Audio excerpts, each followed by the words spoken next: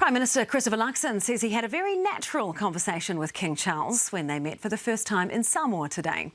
The pair sat down together shortly after the monarch officially opened the Commonwealth Heads of Government meeting with a speech that focused heavily on climate change. Senior political reporter Bridie Whitten is in Apia. A ceremony fit for a king. King Charles opening the Commonwealth Heads of Government meeting in Apia, Samoa, pushing for action on climate change. Lives, livelihoods and human rights are at risk across the Commonwealth.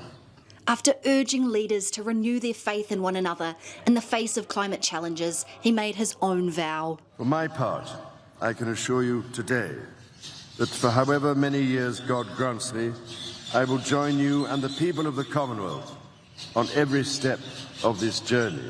A possible reference to his health. King Charles revealed in February he has cancer. The 75-year-old is pausing treatment while he visits the Pacific and Australia and had to cancel his New Zealand trip. But Luxon did have a private audience with him after the ceremony. I wished him all the very best from all of us in New Zealand for his a speedy recovery, which is progressing well. It was his first time meeting King Charles.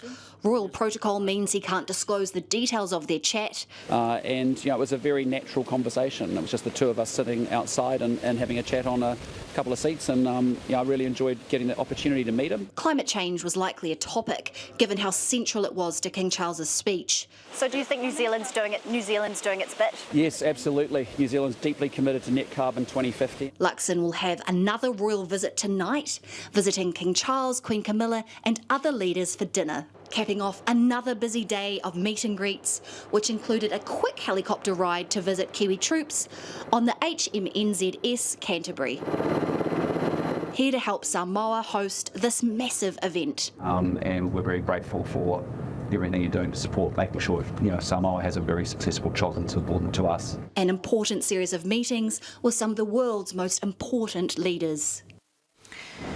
Well, Bridie joins us now from Apia. So, Bridie, what is on the Prime Minister's agenda for the rest of the trip?